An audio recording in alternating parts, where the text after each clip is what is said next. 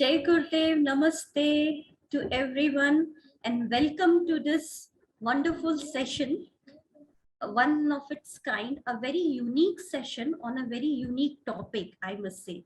So before we begin, we start all the sessions with a Mangala Charan.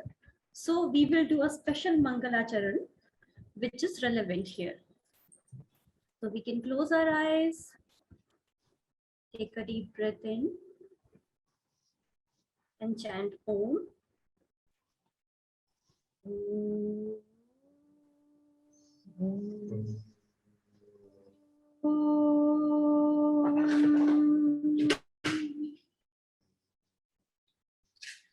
Vakratunda Mahakaya Surya Koti Samaprabha Nirvignam Kuru Me Dev Sarvakaryeshu Sarvada. Why I did this Mangala Charan? Because in our Indian tradition, Lord Ganesha is not only Vigna Harta, but he is also the Prathama Lekhaka, as we say.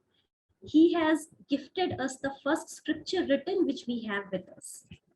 And these scriptures are the base of every religion we have today. Whenever we have a controversy in any religion, we go back to our scriptures to find out what is right and what is wrong. Yes.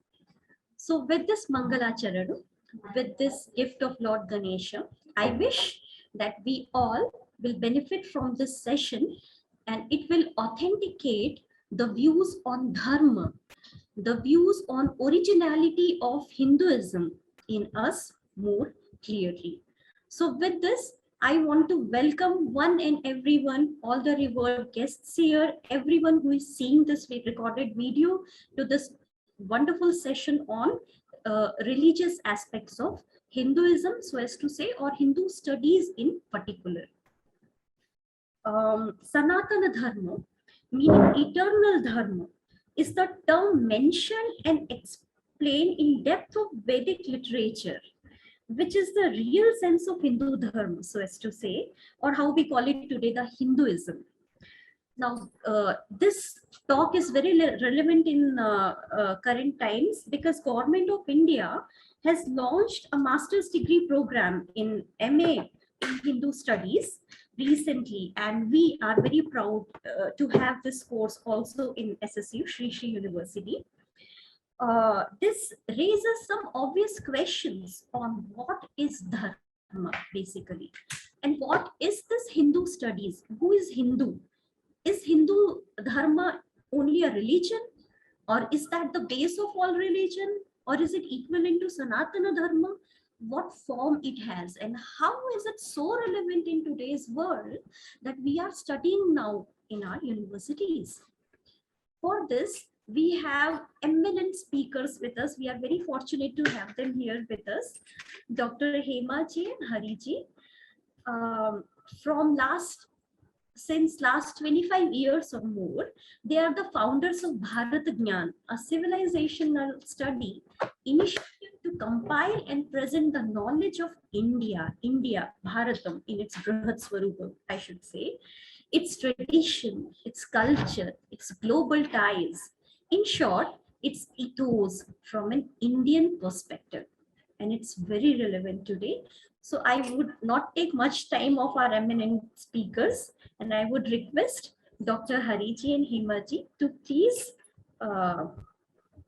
enlighten us with your knowledge on Hindu Dharma, on Hinduism, which we say, and especially on this course, why is it relevant today, and how it is going to help us in our future world. Thank you. Please.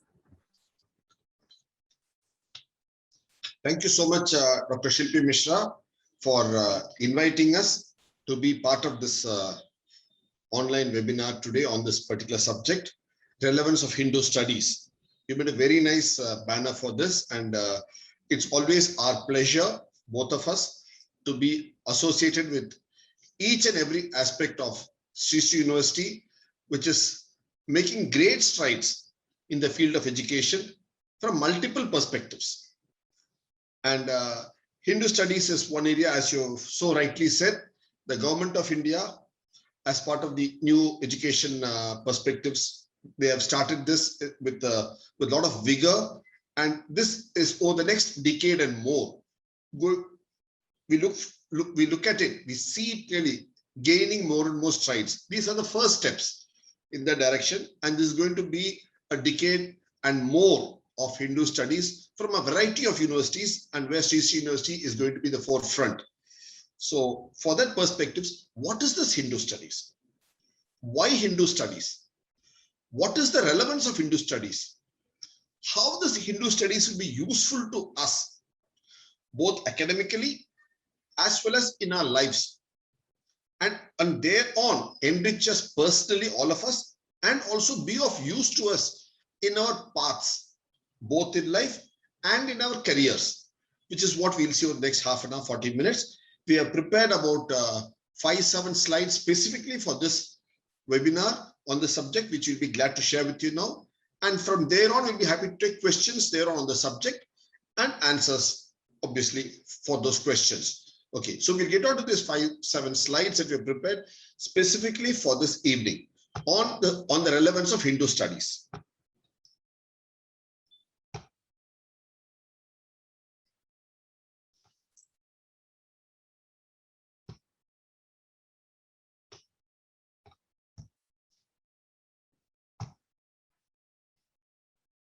So this is the subject, relevance of Hindu studies. It's very important because the word itself says relevance. Is it relevant? Yes, it is. We'll see those aspects now. How it's come down to us from millennia for the past 5,000, 7,000, 8,000 years and more in this land, in this hoary land that we are. Now, almost most of us here, all of us, and even the younger generation today, we all have these kind of feelings. You put a group of Hindus in a place with other cultures, people from other cultures, other religions, from other countries, and so on. The civilizations. Immediately, the few things that happen are you feel your confidence is flying away. Suddenly, one inferiority complex comes in, and then you're attracted more by the others than what you have yourself. And amidst all of this, you find that you're already being pulled away from your family values and the value system of the family itself and the culture itself. All of these kind of lead to your self-confidence slowly taking a dip, a sense of diffidence creeps in. And all why? Because we have been unable to relate to our own society and we are disconnected from our own strengths. These are some very, very common feelings at the pit of our stomach and somewhere behind our hearts whenever we go out and meet a group of people. Even amongst Hindus, again, there will be these kind of feelings. There is always this feeling of a disconnect and with a our feeling strengths. of inferiority complex. We know we have the strengths, but there's a disconnect at the same time. So this is a dichotomy. I said, we know we have strengths, but there's a disconnect. We need to bridge this gap. This is a setu from the strengths we have to the inability, the society. Let's not blame anybody, be it for the 50 years or 70 years or 100 years. The intention is not to blame, but we have an opportunity now. Opportunity to bridge back, opportunity to connect back with our strengths, opportunity to remove the inferiority complex, opportunity to be with your family, Vasudhaiva Kutumbakam, opportunity to get back the self-confidence, opportunity to lose the diffidence. This is an opportunity that we have through this course. And if we go back and see why does all this happen, is one, peer pressure. And that peer pressure is coming because the others in the group are also having the same sense of diffidence and are being pulled in different directions. So their pull transfers onto us and we feel that peer pressure. And what has been taught to us is in many ways a distorted form of history, which has been written not from an Indic perspective, but written from an outsider's perspective, which we continue to follow.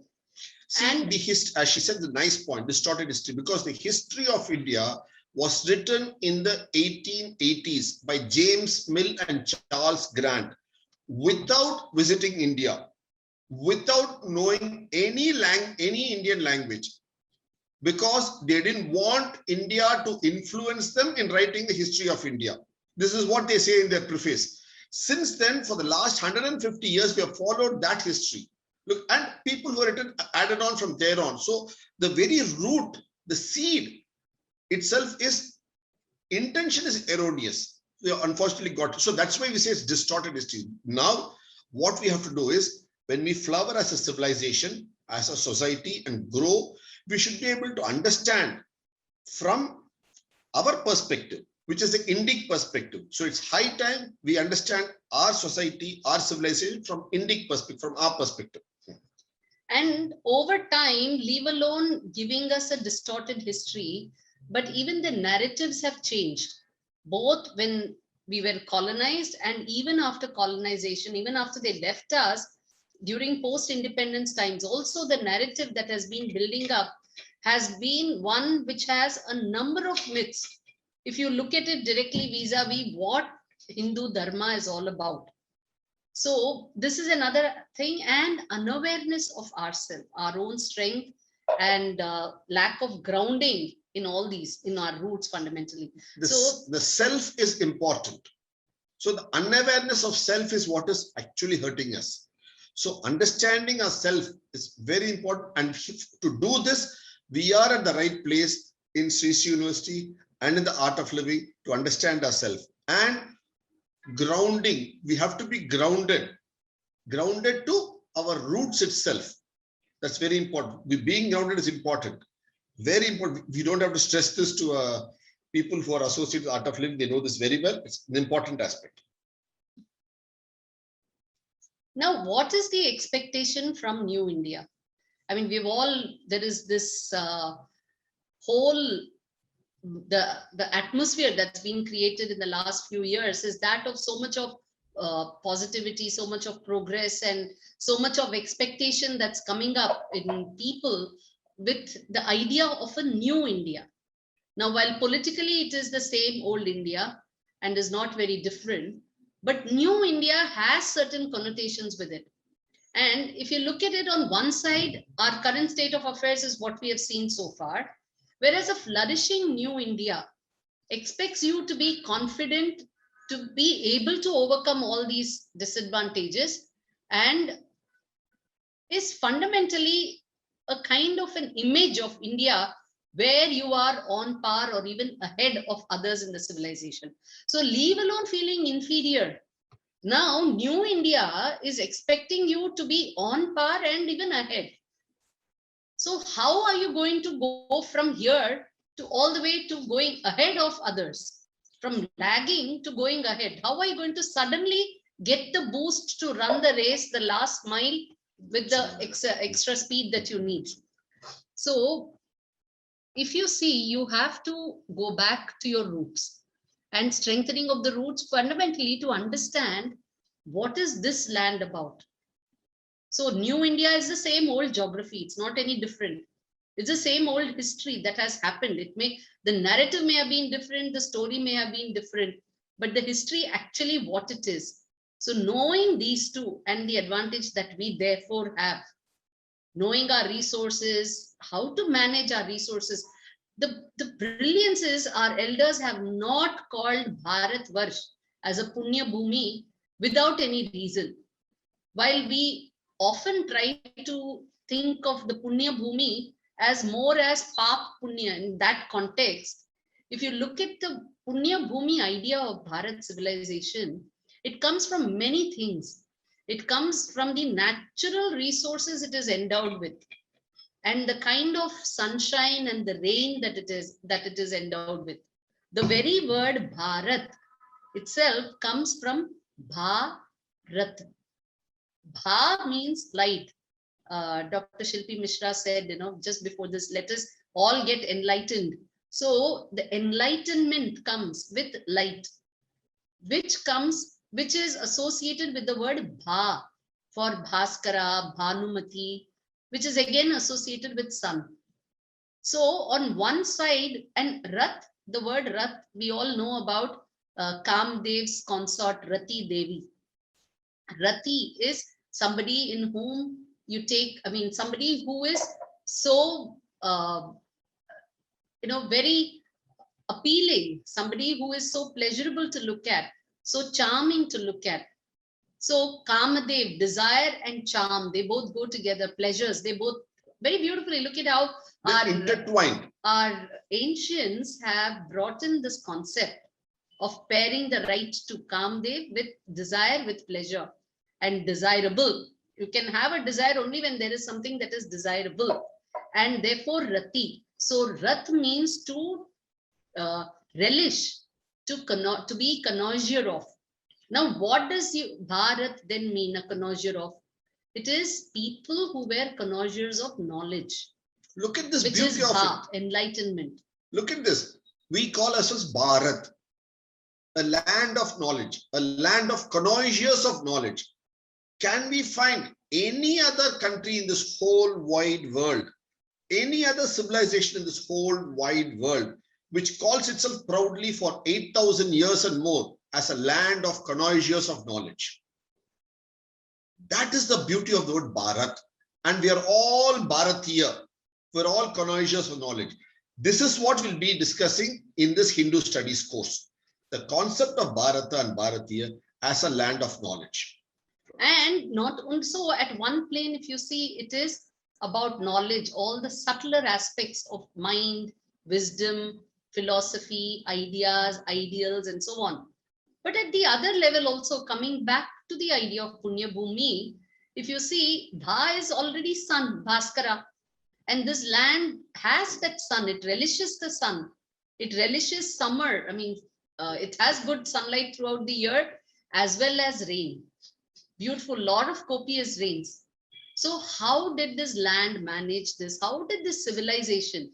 So if you look at this entire ethos of the Hindu civilization and the religion, its practices, you will find it is all getting steeped in the idea of abundance.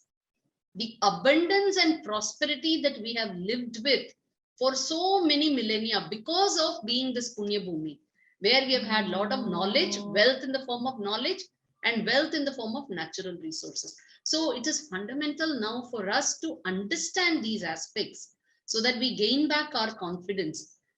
All the diffidence actually flies away, not our values. And we gain back the confidence to be able to apply all this knowledge, the knowledge of sciences that we have had, the old successful and sustainable practices that we have had. These are, so when you say Dharam, Hindu Dharam, so often the word Dharam has been taken to be limited to be just religion alone, but it is far beyond. So if you actually look at it, we call our Hindu Dharma more as a continuum. We'll see that as we continue forward. But fundamentally, what it means we have to do now is gain more ground in strengthening our roots. So we have to really go deep and wide enough so that we are deep rooted in our values and in knowing about our knowledge and understanding our strengths and understanding the culture, both that binds us. Only then will we be able to discern these destabilizing forces.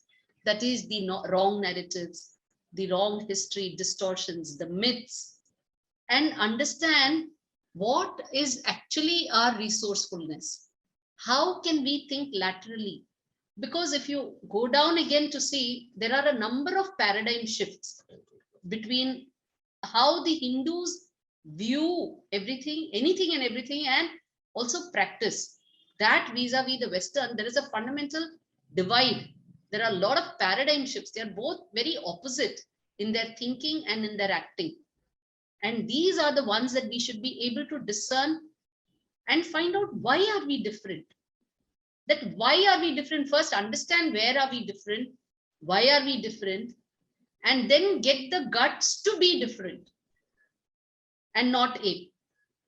So these are things that you will understand only when you focus and look at it as a study of the Hindu civilization. That is when you start seeing the larger picture, the bigger picture of what Dharma is all about. Okay. And so that is where we say that, you get to know about who we are, why we are, where we are. The Punya Bhumi idea, the geography of our land, the location of Bharat in this whole globe is very, very unique. And see, we would not be a Punya Bhumi if you are another 5 degrees north or south latitude or north, east or west longitude. Because we are latitudinally and longitudinally placed where we are a Punya Bhumi. That is something we'll discuss in this course. That's the beauty of it. That's a huge point as to why the divine have placed us latitudinally and longitudinally where we are to be geographically a Punya Bhumi. And the people therein are the Punyatmas because they are in this Punya Bhumi. That is important. Yes, the thought process, the ethos is all one, but more geography plays an equally important role is what we'll see. Then we go on to the idea of history. Since when have we understood this, realized this, to relish this? That's history. So history is not just reading about Chandragupta Maurya, Samudragupta Maurya, Ashoka, Akbar, Babur, Humayun. That's not history. See, that is only what you talk. That's chronology. That's chronology. The history is a lot more. So we'll have to discuss that. Then we get to the idea of industry. We have been a very industrious people. That's very important to say. We have been very industrious, hardworking, very hardworking. And that is what, when we say India gave 1/3 of the GDP to the world till 1700s for 4,000, 5,000 years. How would it have been possible but for us being industrious, capable, sustainable to give 33% of world GDP continuously without fail year on year for 5,000 years? That is because we had the industries to go with it, make it happen. So that is important to see the industries that we were involved in. What are all they? What all did we trade with the world is important here. And the produce can have industry, but it must be traded. That's why you need the the Vaishya, who can spread like Vishnu, Viswanath. The idea of Vaishya, who takes it around everywhere in the world to spread it. So you can produce something in a factory, you can produce something in a village, but who was to permeate it, spread it, take it up. So that is important as to how that can happen. And how such an organization of the society was propagated, or the idea was brought in by this Hindu civilization. So and this is a very core Hindu thought, but which is very relevant, because even today, if you see it is the same 4 kinds of nature of work and the kinds of people you will find. You will find people in academics, you will find people in governance administration, you will find people in business, and you will find people in manufacturing and services. So fundamentally, what the civilization had brought in many millennia ago is still relevant today. So why is this Hindu idea not relevant? Why do we say that Hindu idea is not relevant? You find it is applicable even today, and it is the same even today. It is no very different. So when we say trade, and we had the whole community giving the trade, then how did they trade in? What is the vessel they used? They used ships, vessels, both for inland navigation and external navigation to go to Southeast Asia, to the Far East and beyond, and Arabia, Mesopotamia, Sumeria, Egypt, Phoenicia, Mediterranean civilization. Use navigation.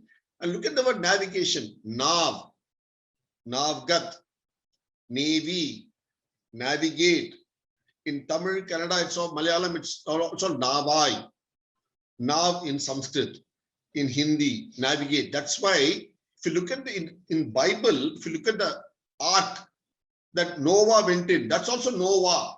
That comes from same root word Nav. The biblical term Noah comes from Nav. Look at the beauty of it. So the idea of that we gave. Then when we come down to that, then we come to society. What is the society? People normally, without understanding this, Hinduism is ridden with caste system. What they should recognize, what we should recognize ourselves is, this caste system did not exist in India before the 1850s. Caste system was imposed on India by the colonialists. Caste system is a Christian idea imposed on Hinduism. We did not have caste stratification. We had Varna Jati system, which was a flexible system, which was based on attitude, aptitude, skill, timing, etc. We did not have caste system. That is what we discussed in this course over multiple sessions as to what is the difference between caste system, which is erroneous or wrong. It was invented for Europe and Christianity by St. Thomas Aquinas in the year 1270 CE and imposed in New Mexico, Mexico and Central Americas by the Spaniards to separate the white-skinned Europeans from the native Mexicans, Native Americans. So that was imposed by the Portuguese India. So the casta comes from the Portuguese word casta comes to caste, which in turn gives rise to the word chaste. When you say a woman is chaste, somebody is chaste. Pure. So that comes purity. So they wanted to have pure European blood. So the roots are there. So it's totally un-Indian, un-Hindu, imposed on us, unfortunately, by something. So when you look at it itself here, you're looking at it as when you say purity. So like he said, it is about where there is a mix of Spaniards and the native people. Whereas here you're talking about one group of people itself doing 4 different kinds of work in society. So why did society need these 4 kinds of work? And how were they living? Have we ever heard of any caste war? We have got Itihasa on the war of Rama with Ravana. That was for some particular reason, which we know very well. We have read about the in Mahabharata, we have read about the war between Pandava and Kaurava for Dharma. But have we heard or read about any major caste war within this civilization to such a scale? We have never had. For so many millennia we have lived. If there had been such a shall we say the diversity, I mean not diversity, differences between them, and they were not living in a unified, harmonious manner, you would have had wars of large scale, but it has not been there. That itself is proof that we have lived harmoniously with this kind of a social order, and that helped us actually flourish. Very important point Dr. Hema said. Suppose if we had problems in the society, it would have had caste wars, you'd have societal wars. In our literature, we never have anything before the colonial exploitation of us. We have never had this caste. So that means the narrative, what they are trying to impose on us itself is technically incorrect.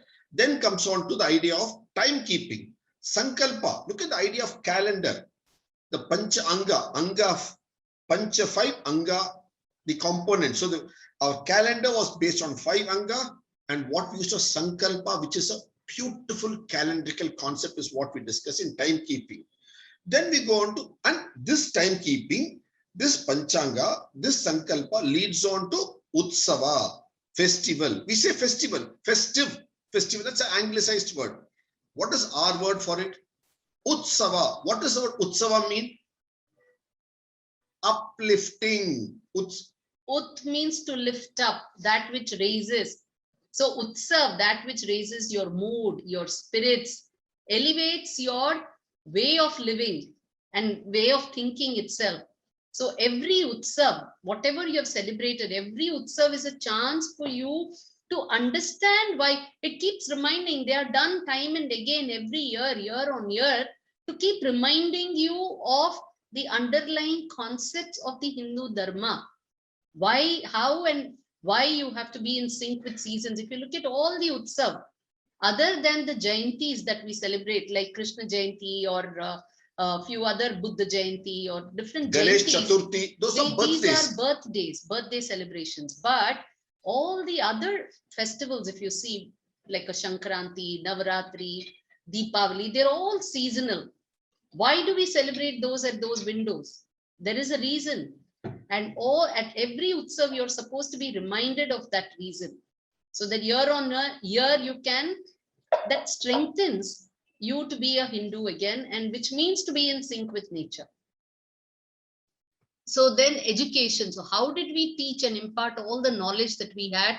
If we are relishers of knowledge, that means we produce so much knowledge. We would have produced because we sought knowledge.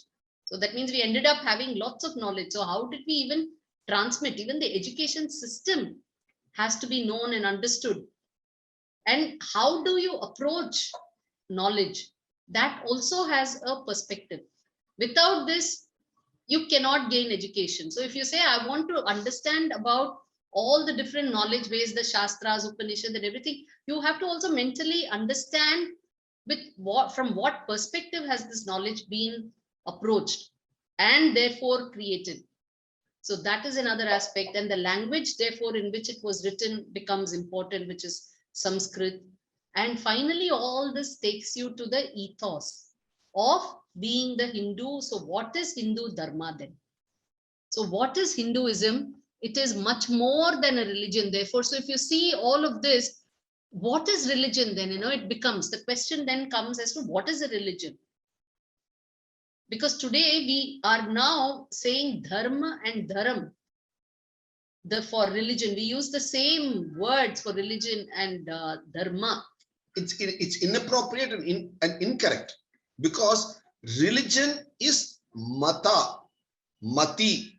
The path you take is panta. So dharma is different. That is to bear. Dharti, that which bears you. So dharma is that. Whereas what you use with your mati is the mata that you take. And you had Shadmata. Adi Shankara 2500 years back itself speaks about Shadmata. Okay, so like that we have discussed. So actually, if you really look at it, Hinduism as a religion, today we all say Hinduism, and even we use it constitutionally as a term. But if you look at it, there is no one religion as such which is called Hinduism. Hinduism was created by the British colonists and cemented by the courts of India and accepted by the constitution. Hinduism, so we should understand, we had Dharma and Pantha and Mata. This is what we bring out in the society matrix that we talk about. It's a matrix, society is a matrix. And we had the Shad Darshana. Darshana is the perspectives, we have 6 Darshana, the Shad Darshana. Those are the perspectives that we have that we bring in. So all this is there. Then going on to. Yeah. So when you actually, just to round this point up before we touch something very interesting. So again, coming back to Dharma, when you say it is something that we bear, Dharma, so what is it that we bear? So it is our innate nature. That is our innate characteristic. So everything has an innate characteristic, including the sun. So a sun also has dharma. A moon also has dharma. The sun's dharma is to give out light, create light in the first place, not just give out. First, it has to create that light and then shine that light out.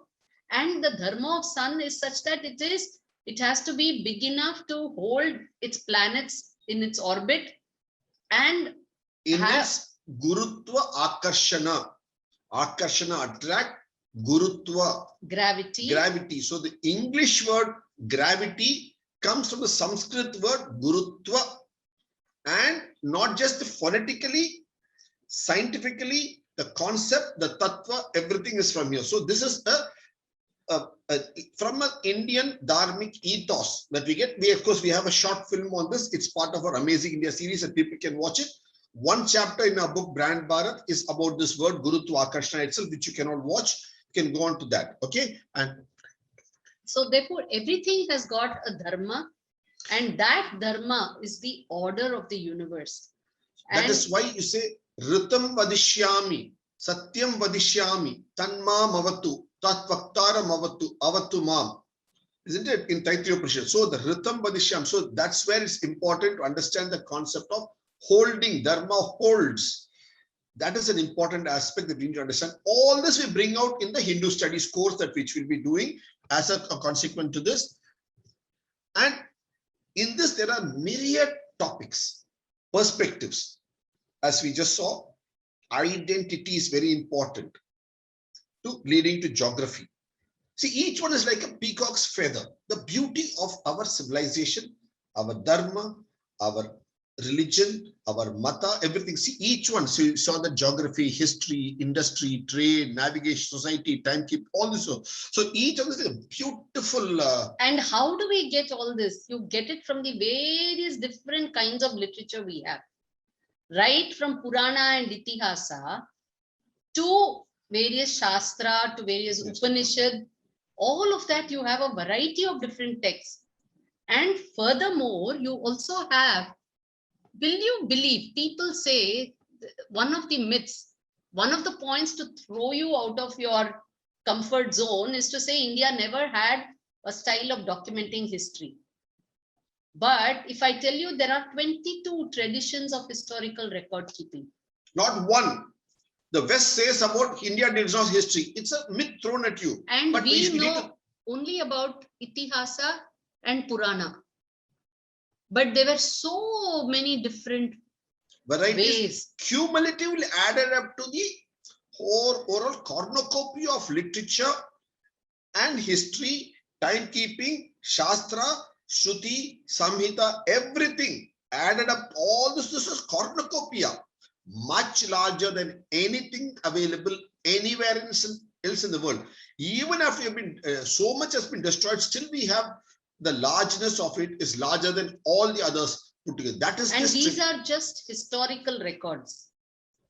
Over and above this, you have your Shastras, you have your Upanishad, and all the various, you have the Veda, of course, which is the all-encompassing thing. So there is so much of knowledge, and in all of this, you can find and get to understand all these various aspects.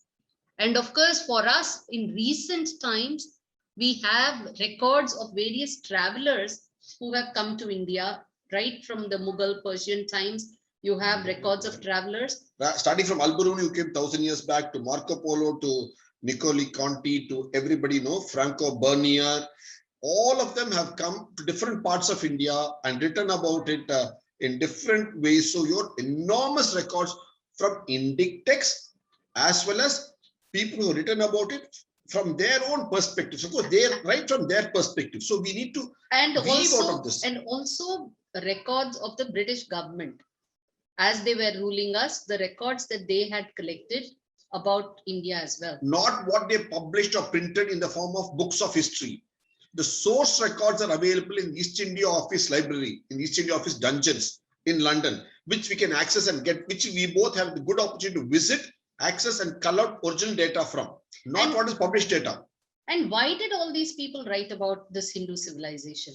Because the search for India, for today, the way America or in Western, I mean, Europe, even Europe is, now it is mainly America alone, how that is kind of the center of the world and everybody wants to go to America or be like an American person. The focus was India-centric. World was India-centric for millennia. And that is why you see when people started searching for India, wherever they came across, they called it India, India, India. You have West Indies, East Indies, Indonesia, Indigo. Everything, because the world was India-centric for millennia. First time they knew that the world was round and they could go by ship. What did they do? Christopher Columbus went west searching for India because he thought the world is round. I can go around and come back to India. And what he found, West Indies, that's why you get the name West Indies. That's why you get the West Indian cricketers. He thought he had reached India. So the first he did not reach America. He reached India. In his opinion, he reached India. That's all. For him, if West Indies islands can itself be prosperous to be called India, then imagine the prosperity of original India. So this is something that we have to do, which we have unfortunately not been able to do in the last 100, 200 years. There is this gap that has come across. Until the British came, generation to generation, they were passing on the knowledge about the Hindu Dharma and also about our civilization, our sampradaya, our culture, kalachar and everything. But with the British coming in, that continuity was broken where they tried to impose theirs. And for some reason after that, again, we failed to bridge this gap. So we have to constantly strive and make sure that Every young generation can learn about the Hindu civilization and the Hindu Dharma from the previous generation. And today we have to make use of formal methods of study. In earlier days, it used to happen at home itself, whereas now, and of course in Gurukula, but that is higher learning. But the Dharma as such, the values were taught right from home living. From when you can start learning at the age of 2 or 3. So along with milk, along with basic food, the parents taught you Dharma to live with that. So the soft power was taught first, and then the hard skills were taught next. Today, what do? We don't teach soft skills. First, we teach you hard skills. Then after your brain is hardened, then we start teaching you soft skills. It's all ulta now.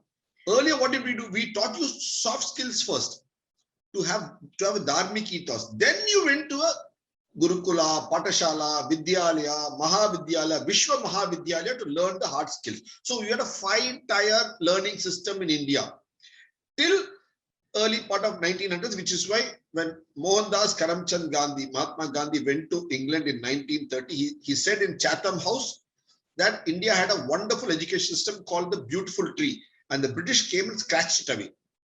So this is what Dharampalji has written in a book. We had a good opportunity of sitting with Dharampalji on his cot, on his bed, and learning from him personally over 20 years ago, which were brought out. It's just a couple of chapters in our book, Breaking the Myths About Society, which is to be part of the course material that we'll be discussing. So this is something that we have to do very consciously, and courses like this, where you do an MA itself, and in Hindu studies, focused on Hindu studies, gives you that kind of opportunity to do it more formally and with a larger variety of experts, and to be able to focus on who can focus on various aspects and give you that essence of this great civilization. Yeah. Thank you, Sandhya, for saying this. Yes, the primary source, what we say is only just for the last 30-40 minutes, which is what a webinar times allows us to speak about. Sandhya ji, thank you. But the point is, all this is backed up by our material from our books, Autobiography of India, which is available in our website. You can go there. We'll just show you where a lot of these reading material are there. Where we quote the sources. You can go check it out there. You can please visit the Bharath Gyan website, www.bharathgyan.com, BHARATHGYAN.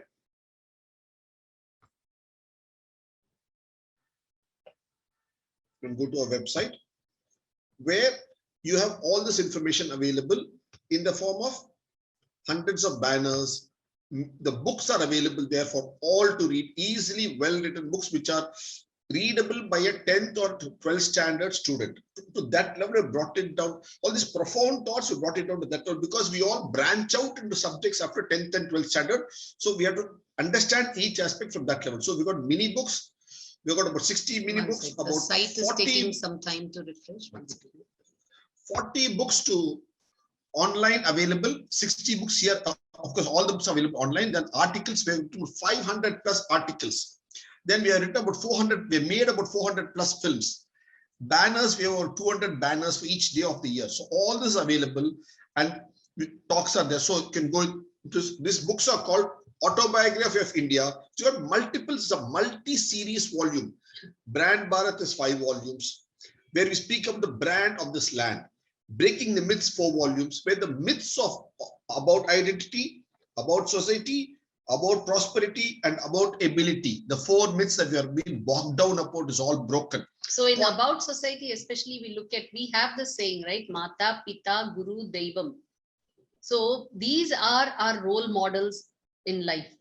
And when British wanted to break the Indian society, the Hindu system, what they did was meticulously and systematically, they targeted each of these role models.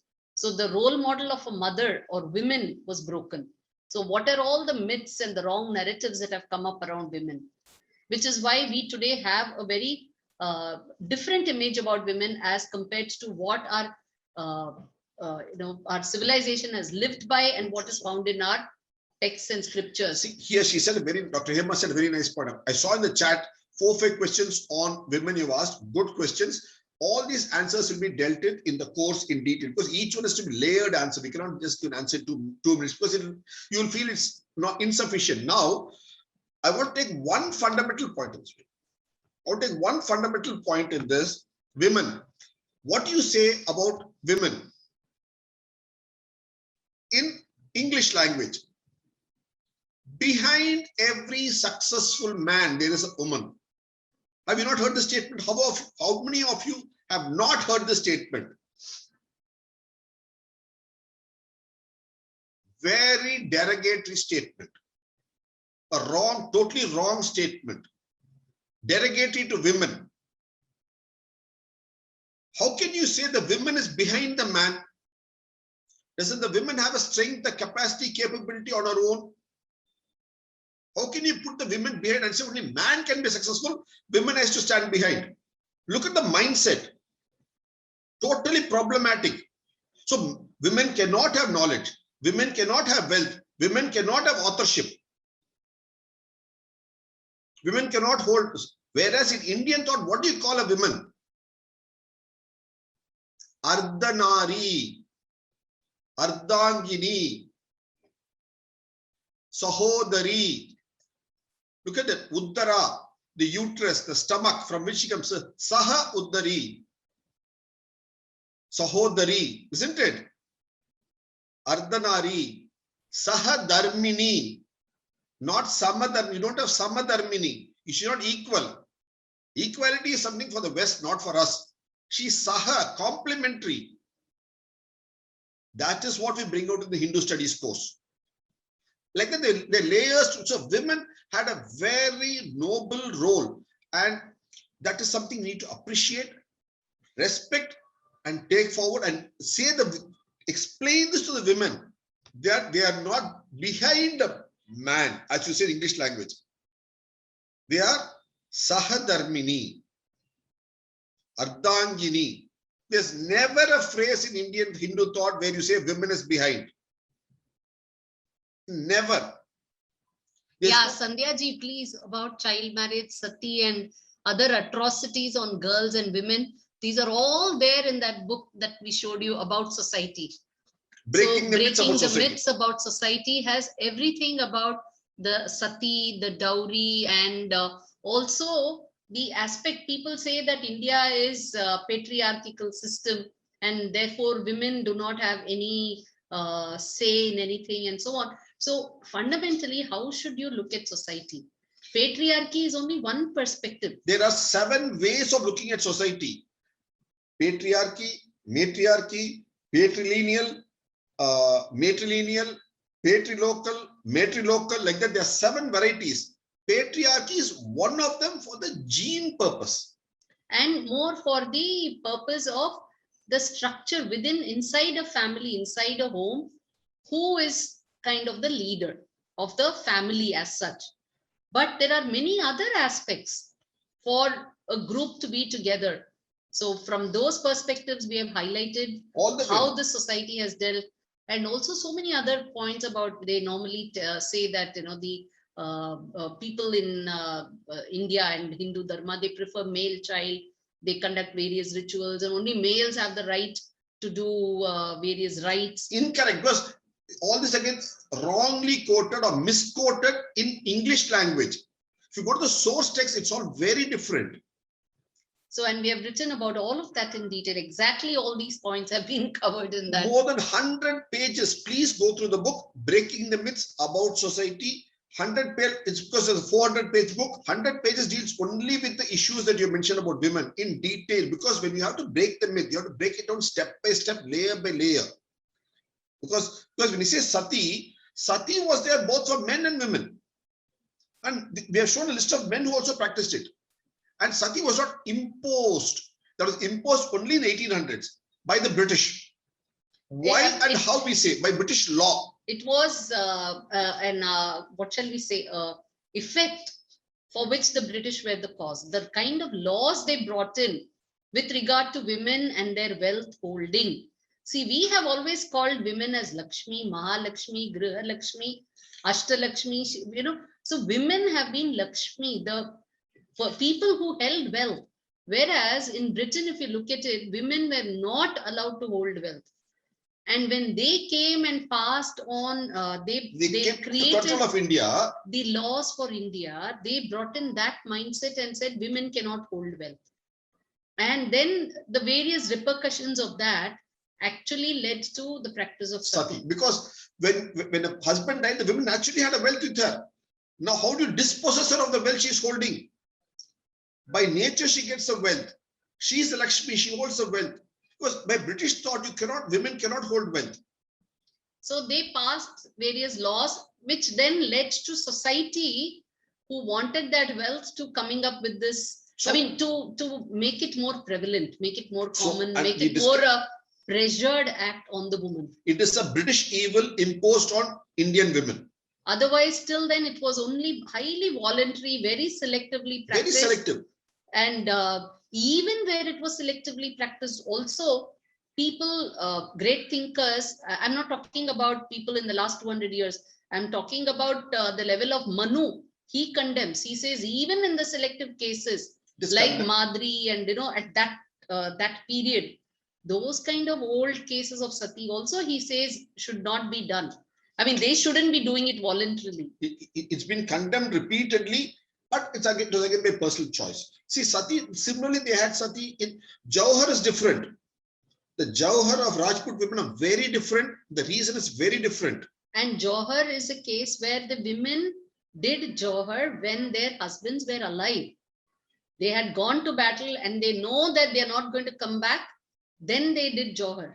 Because it was not after they heard that their husband had died and they've become a widow and then they decide to join. So there is a big difference between Jauhar practice and sati. And so sati was a very different case. And but we have also explained all those laws and everything in detail, every one of them taken up and layered it out for all of us. Okay. Thank you for this question. Okay, so fundamentally during this Hindu studies, when all these Upanishads also we understand, we'll see how these kind of differentiation did not exist in Hindu society, neither in terms of caste, nor in terms of women, nor in terms of religion. So like we said, Hinduism as it's called today is not one, it was an integral bundle. Actually, it was bundled up by the British, but fundamentally we had various different divinities that we worshipped in as per our matha, which are therefore we call Shad Mata. 6 main varieties. With your mati, you can worship. The mother can worship can have a different mata. The father can have different mata. The children can have different mata. The grandparents can have different mata. All living in the same house. So you have 6 religions being followed in the same house and living together. But everybody followed Vedic Dharma. Dharma. They all followed Dharma.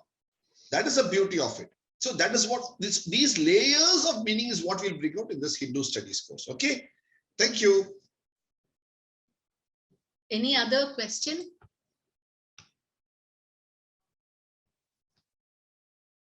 Yes. Can we join Hindu studies course? Yes. That's for Dr. Shilpi Mishra to answer. Yes. Who welcome all are certainly welcome for the course.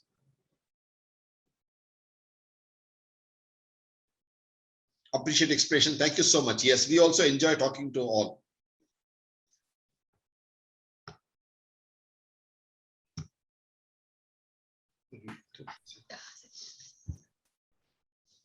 Thank you very much. I'm actually speechless, I must say. Such a power-packed, knowledge-packed session. Thank you so much, Hariji and Hemaji, for your wonderful presentation. This is actually a unique way to see what we have with us, our treasure, our religious treasure, our cultural treasure, and this is the right time to identify it and grow with it. Thank you very much. The connection bridge between Bharat to India, I should say, will surely strengthen with the knowledge stream we are diving in through this master's program in Hindu studies. We have so many questions from our viewers earlier to this session also they had sent, and with your kind permission, though we have very less time left right now, but a few of them I would like to take if you allow. Okay, so many of those questions are there in them, particularly on aspects of Hindu tradition. So if I summarize them in one question, how would you connect Indian culture and Hinduism? What is the contribution of Sanatana Dharma in the creation and spread of Indian culture? So I guess basically, is there any difference between the two? Is the person want to know, or how will you explain that? Yeah, actually, we have got two very different words for culture, and at least culture, you have a mapping Indian word, a Sanskrit word, kalachar. But for dharma, you don't have any mapping English word at all, actually, which is as encompassing as dharma. You will find limited variations. Even when we say something like dharma is that which you bear, it is like your character, your characteristic, even that is only limited. So dharma is very different from kalachar. Your kalachar, which is culture, is one that makes sure that you stay in the path of dharma. So your kalachar is towards dharma. Everything that we have practiced is to be in sync with dharma of the universe, based on your own dharma. So as a human being, you have to synchronize yourself with the order in the universe.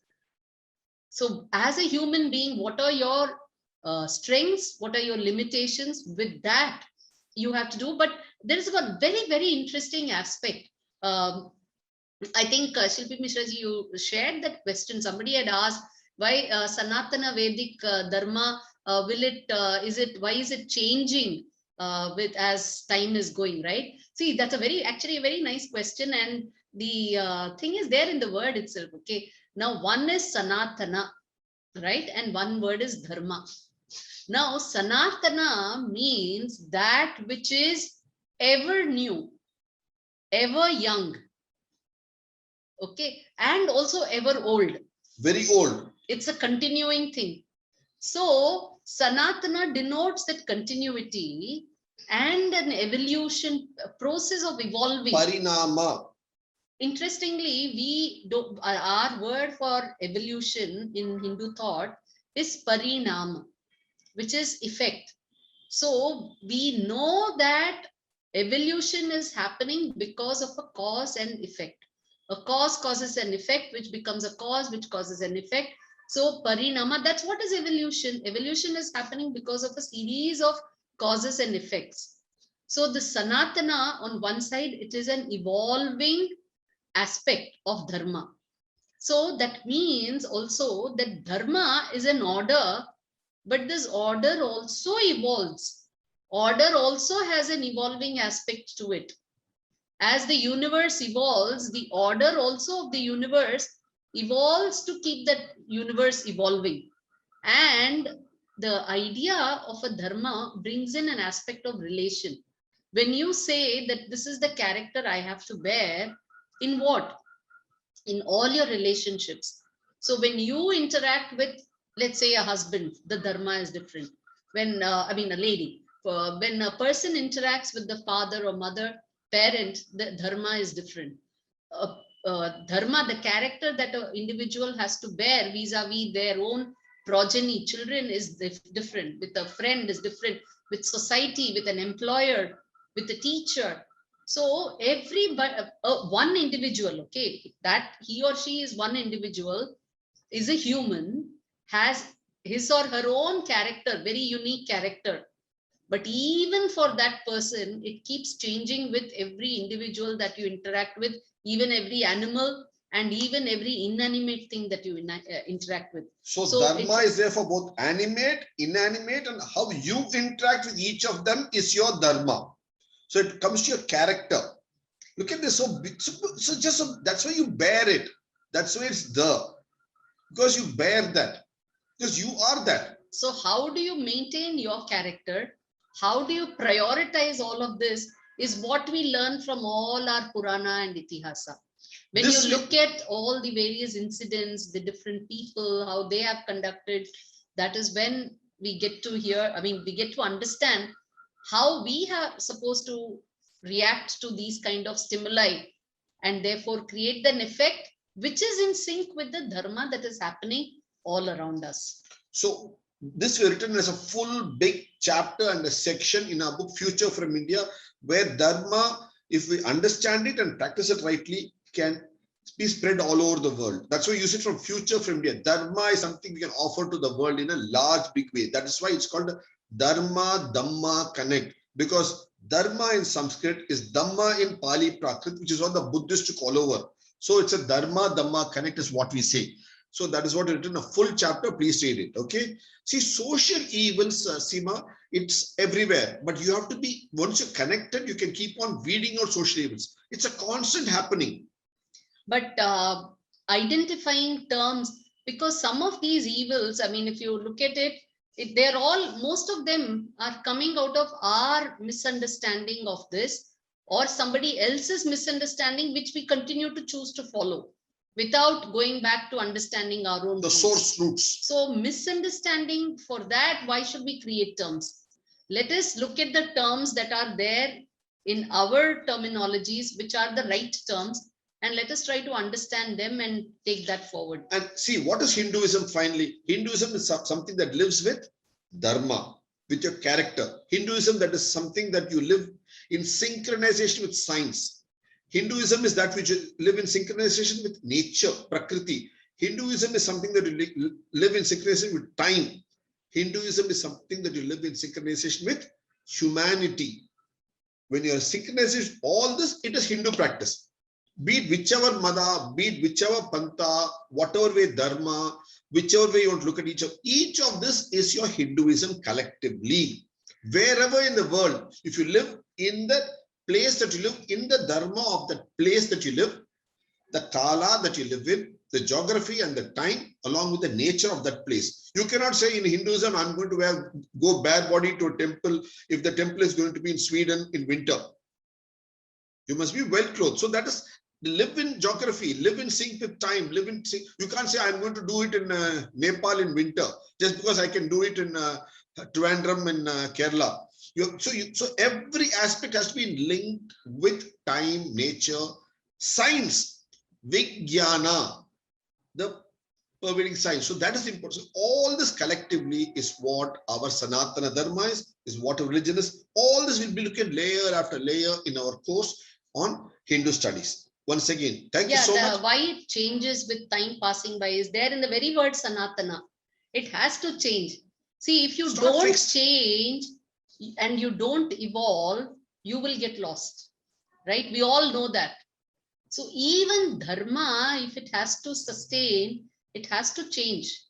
It has to evolve. So, and if that is evolving, then naturally, what are rituals? I mean, rituals are only ways in which, I think there was one other question on Agama, I think that you had sent. Agama are nothing but practices that have come into existence. So these have come into being. So rituals are fundamentally Agama. So they are all, they come into practice. So as time flies by, they are meant to come and into practice. So they are only to keep reminding you of connecting and helping you connect in the state you are in at that time. Okay. So with the period that you're living in, how can you connect back with nature? What all do you need to do? Obviously, what we need to do to connect today is very different from what our ancestors, I mean, our forefathers, just 2-3 generations would have needed, or what our progeny 3-4 generations down the line are going to need. It's no fixed. It has to be in sync with time. So even smritis, they are not fixed. Every as time has passed, that's why you had so many smritikars.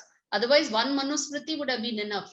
There was Manusmriti is not the only one, and there were many smritis. Well over 20, 24, 25 smritikars, and each was for their time, for their land. What is valid for Bengal need not be valid for Maharashtra. A lot of variants and additions, subtractions.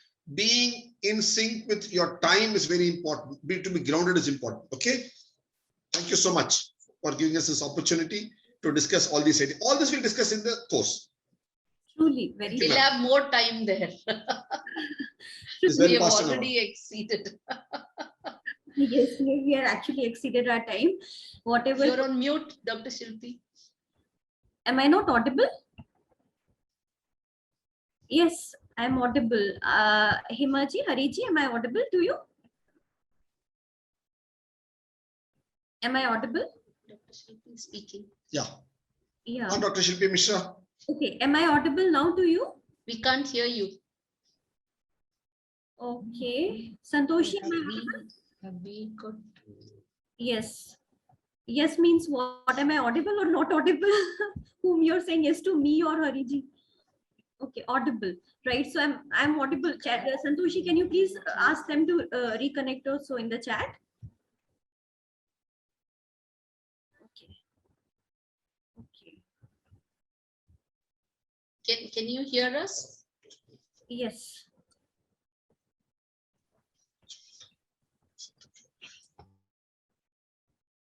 Hariji, am I audible now?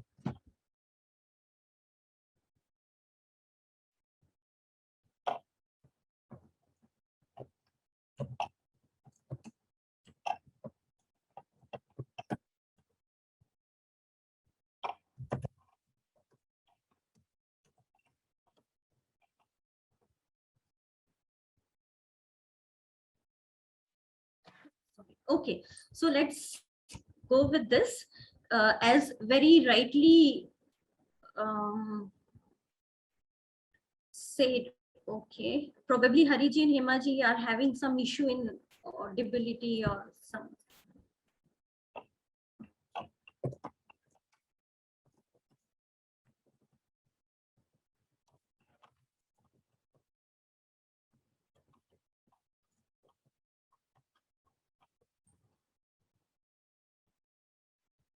Okay, so to conclude this, as rightly Hemaji and Hariji say, Kal and Desh, these are the two Vyapaka Adhar for everything we say in our Sanskrit Shastras.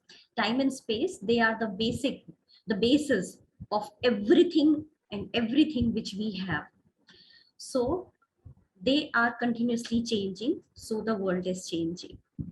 And every knowledge stream which we have, the Sanatana Dharma, as they say, this change actually brings us closer to the changing nature, to the changing ourselves, to the changing traditions, to the changing world, to the changing and more relevant knowledge, expectations and knowledge trends which are there among us. So in this global village of today's world, this is a very basic essence of mankind to understand our roots, to go back to our roots, to connect with them and really understand why are we doing something what we are doing. Why are we only just closing our mind and eyes and following the olden traditions? If at all we are questioning them, is that only a mere logic which has come to our mind, or is there any thought, tradition of thought behind it?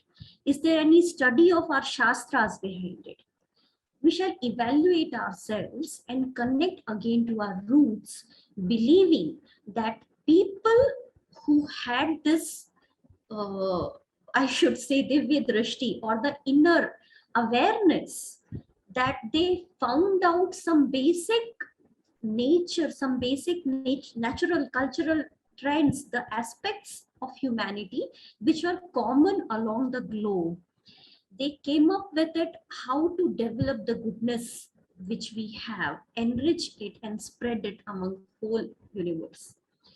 To understand all this, I invite each one of you to join our program of Masters in Hindu Studies. Our university website, Santoshi, I would request, please write the link here in the chat. Our university website has all the details about the program, the content of it, and how can you register for the same. So let us know ourselves, our knowledge streams better. Let us spread this light in the whole world. Thank you. With this, I would like to thanks one more time Hariji and Hemaji for this unique session, to which really helped us to understand the difference between the religion and the way of life, to understand what Sanatana Dharma is, what Dharma is actually, and how it has been misinterpreted as a religion, but now we are coming in its samagrata, which we say in its whole form to understand it and grasp it in a better way. Thank you very much, Hariji and Hema ji. Thank you everyone who is present here for this session. You are actually, along me, we are all privileged here to have this Jnana Ganga with us. And along with this study, we will continue to having more such sessions in future also. Thank you very much. Jai Gurudev. Jai Gurudev. Jai Gurudev.